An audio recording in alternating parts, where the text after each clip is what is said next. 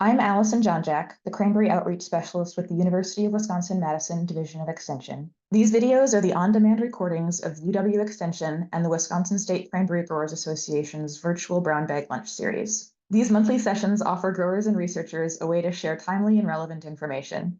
We hope you'll enjoy and continue to engage with us.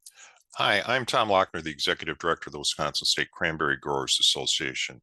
We're excited to be a partner with Extension to bring you research-backed resources, tools, and tips to keep Wisconsin marshes productive and profitable. I'll give a handful of housewarming announcements before we move on to a welcome from Tom and then hear from our presenters. So welcome to the December edition of the Cranberry Virtual Brown Bag. You should be able to see already transcripts below if you prefer to read rather than listen. If you don't see those, there should be a ... under the more and you can view transcripts. We're happy to have you have your camera on. If you want to mute yourself whenever you're not talking, but as we go through the presentation today, if you have questions, you can either unmute yourself and ask a question directly, you can type a question into the chat and I'll ask it on your behalf. You can also, if you want to have a question that's asked anonymously, use the drop down and chat to Allison Jonjak and I will ask that question anonymously on your behalf. With that, I usually, click through our agenda very quickly. Today is going to be Alice de Donder from Quebec on her fireworm timing model. Then we'll have Bruce Eklund give us an update on cranberry statistics. And finally, Gina Seidelli, the new breeder from Rutgers, will be giving us an update on their program and what the future of that looks like. But I want to give Tom Lochner with the Wisconsin State Cranberry Growers Association a minute to welcome everyone and say hello. Yeah. Oh, thanks, Allison. Good afternoon, everybody, and welcome to our monthly brown bag seminar, the last one of 2023. Want to thank Allison for putting these together and also thank our speakers for today's program. Just a reminder for growers, the Wisconsin Cranberry School is coming up in January. The 24th and 25th will be at Wilderness Lodge in Wisconsin Dells. We have sent out the registration materials. There should be a link soon on our website for you to register from there. So that's what we're working on, in addition to some other things related to research and education and funding. But our next big education program will be at the Wilderness in January, and we'd like to invite everybody to be there. Just in closing, wish everybody the happiest holiday season, whatever holiday you do celebrate. We hope you have a good one, and wish you the best in the new year, and looking forward to 2024. So I'll turn it back to you, Allison. Thanks, Tom, and thanks to Tom as well as the Growers Association for kind of co-hosting these with UW Extension over the course of the year. We're looking at long-term having some of these recorded videos chunked up and in a digestible format for people to be able to access in the future. So stay tuned for that. As far as today is concerned, as I said, we're going to start off. Alice, all three of these presenters were at the North American Cranberry Extension and Research Workers Conference this past August, and so wanted to get to share their work with you if you were not able to make it out to that meeting. So Alice, thanks for joining us all the way from Quebec. I'm going to stop my screen sharing and let you take the wheel.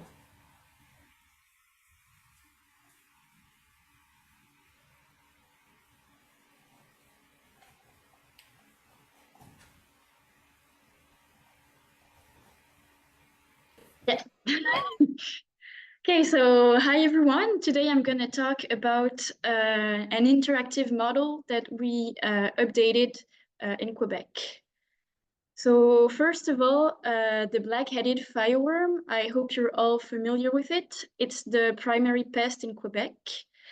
In fact, when it's uncontrolled, it can cause up to 95% yield loss. So it's no joke for us. And even when it's controlled, or when we try to control it, sometimes we really miss our shot and we see huge damages. So here you see two pictures of fruits that were collected inside the square foot quadrant. And on the left, you can see that 70% of the fruits were damaged by the black-headed fireworm, compared by the one on the right, where it's only 3% damages. So yeah, black-headed fireworms are really bad for us sometimes. The thing is, we do have control approaches. We do weekly scouting. We have established intervention threshold. There's uniformity in spraying equipment and also in advice, as 75% of the growers in Quebec get their advice from the CETAC. But even with all of this, we do see really different results from one year to the next and from one farmer to the other. So for the rest of the presentation, I'm gonna take the case of Mr. Blue and Mr. Green, two growers who have really different results when it comes to controlling efficacy of the black-headed fireworm. So this is an example of what is happening inside a field. There's a population of black-headed fireworm. First, we have eggs that will hatch into larvae. There's 5 instar for the black-headed fireworm. And then the larvae will pupate and become adults that will lay eggs again. Here in Quebec, we have 2, sometimes 3 generations for the black-headed fireworm. And for my example, Mr. Blue and Mr. Green both have the same population size of black-headed fireworm. The only difference between the two growers is that the fields in Mr. Green's farm tend to be a little bit hotter, which means that the insects start developing a bit sooner. So when they do the sweeping nets, they get above threshold data, and they decide to treat accordingly. So in this example, both growers will treat at the exact same dates. But at the end of the day, we do see different results. So the big question is, what is happening? So there are key factors for successful interventions.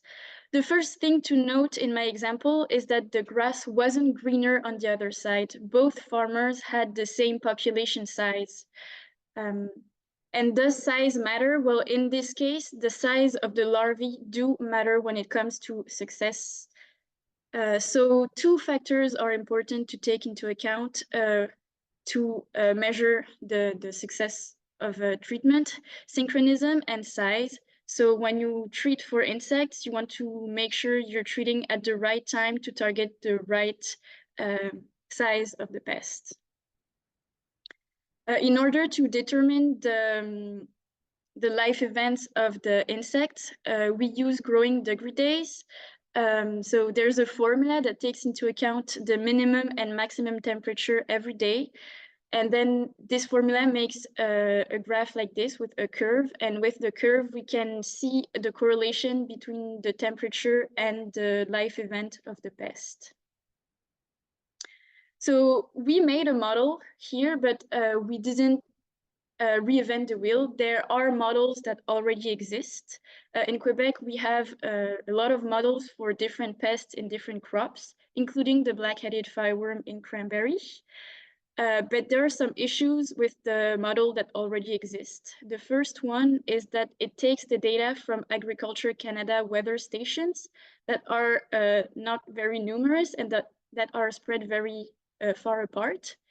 So for our new model, we decided to take weather station information from Horto weather stations that, as you can see, are far more numerous and that are located inside the farms. Another big difference is that Agriculture Canada weather stations are located 32 feet above ground, but the insects are not located at that height. They're inside the beds, which is where the Horto weather stations are also located. So we have a finer definition of temperature, so it's better to explain and to predict the life stages of the insects. Why does size matter? Well, insects, when you try to kill them, and especially black-headed fireworm larvae, the smaller, the easier it is to kill. So let's go back to an example. Mr. Blue, Mr. Green, both have the same population size, so they have the same number of larvae inside the field. If they decide to do 2 insecticide treatments, at the end of the day, they won't have the same result. Mr. Green will have far less larvae remaining compared to Mr. Blue, and that's the reason why it's really important to treat at the right time. So for our model, we decided to gather a lot of new data to incorporate it into the pre-existing model. The first thing we did was gather data on life stages of the insects. So we look at egg hatch for the first and second generation eggs, and we also looked at the captures of the adults for both generations. We also look at the data on the weather during mating, as wind, rain, and temperature can affect mating. We did a literature review on the egg-laying temporal patterns and larval development. And finally, for our model, we wanted to add an interactive aspect to it. So we wanted to be able to simulate treatment. And to do that, we need information on how does a treatment affects the larvae. So we did topical and residual efficacy of insecticides based on the size of the larvae. So we had first and second instar larvae that were considered small, and the other instars were considered large. We did our assays with the frequently used insecticides in Quebec, and we tested all combinations between the size of the larvae, the different insecticides, and the mode of actions, which are either topical or residual with residues of different age, to see how they would be effective to kill the blackheaded fireworm larvae. So at the end, this gives us data that we can see on this table. The column project is the data we collected from our project, and the column CIPRA is the data from the model that existed previously. All in all, they're pretty similar. The biggest difference is the degree days for the emergence of first instar larvae. We had a big gap, a big difference. In our project, we saw that the eggs would hatch sooner than what they were predicted in the previous model. And our explanation is that we looked at actual eggs inside actual beds to see when they hatched, whereas for the CIPRA model, they used data from sweeping nets. And the first instar of blackheaded fireworms tend to burrow inside the leaves. So they considered eggs hatching when they started seeing larvae, but the thing is the first instar larvae are so hard to catch, and that's why we see a difference between our model and the previous model. And this is the model, the one. So it's really colorful, it's in French, it might be hard to read, but let me explain it to you. So at the bottom here, we have the dates. And the different colors here represent the different life stages. So in yellow, we have eggs, green first instar larvae, orange second instar larvae, brown the third, fourth, and fifth instar combined. In burgundy, we have the pupa, and in purple, we have the adults. So here we can see two generations with the eggs, then the larvae, the adults that will lay eggs again. And how do we read it? Let's take the example of Monday, the 22nd of May. Here, there was 40% eggs and 60% first instar larvae. So this gives us an idea of what is happening inside the field per day. The model also takes into account precipitation, which is what we see up here, because when we simulate treatments, precipitation can have a huge impact on the efficacy of the treatment. So this is what a simulation looks like. Here I am simulating an Altecore treatment inside a field.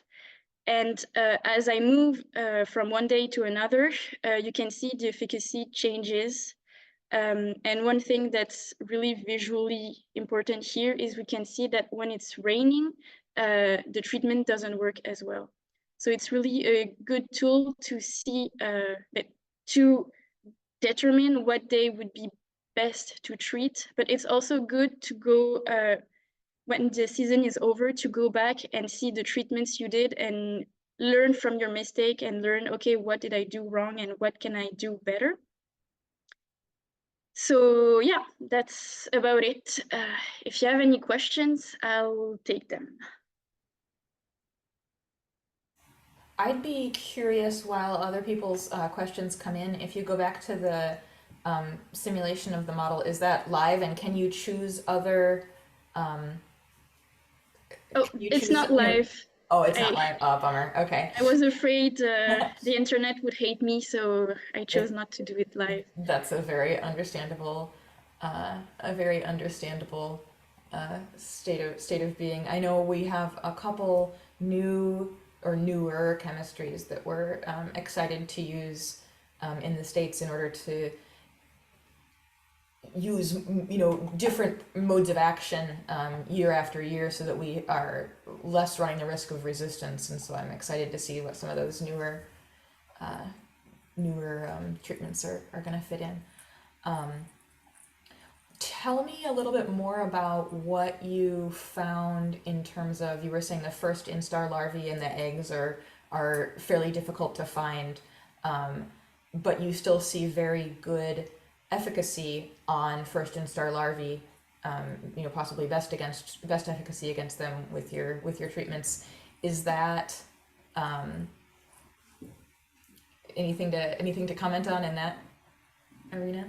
Yeah, well, the first instar larvae, depending on the temperature, of course, doesn't last really long. So when we do insecticide treatment, even if they are in the first instar larvae, they might, in the next 24 hours, become a second instar and then leave the hole inside the leaves, and that's when the pesticides really kills them. Okay.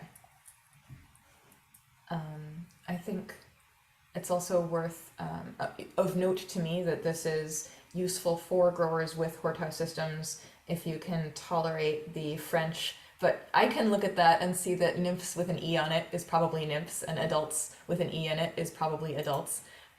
So this is something that is usable to growers at this time. Is that true? Yeah, sure, it is. Do we have any other questions for Alice in the coming in from all of our growers across the world? I see both US and Canadian names on there.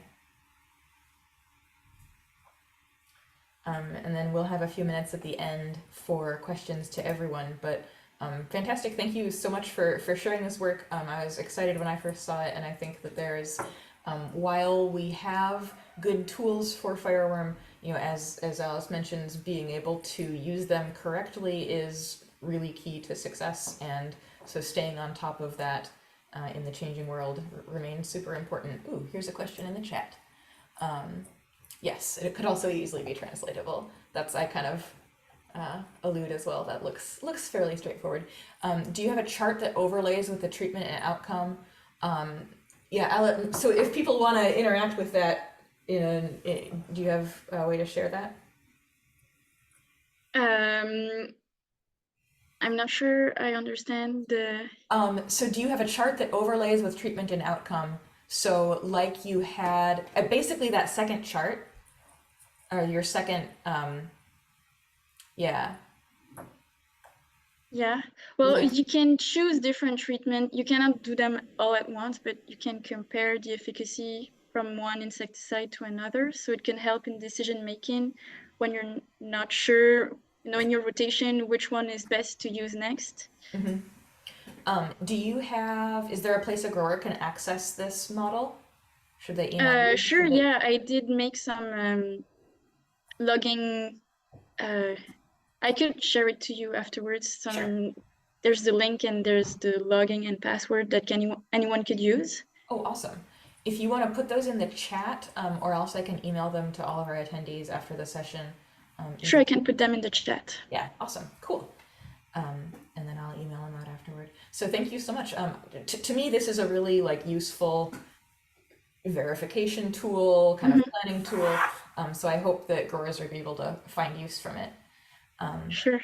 And it's only the first version of it. We want to add other pests because sometimes when you do a treatment, it can kill other pests that are inside the field. So it's the beginning. It's going to get more complex. So I hope it's going to get more interesting and more usable in the future. Exciting. All right. Well, thank you for sharing. I do want to thank all of our three speakers today for presenting both originally back in August at NACRU, but also presenting for our Wisconsin grower group, as well as everyone else across the world who is able to join us today.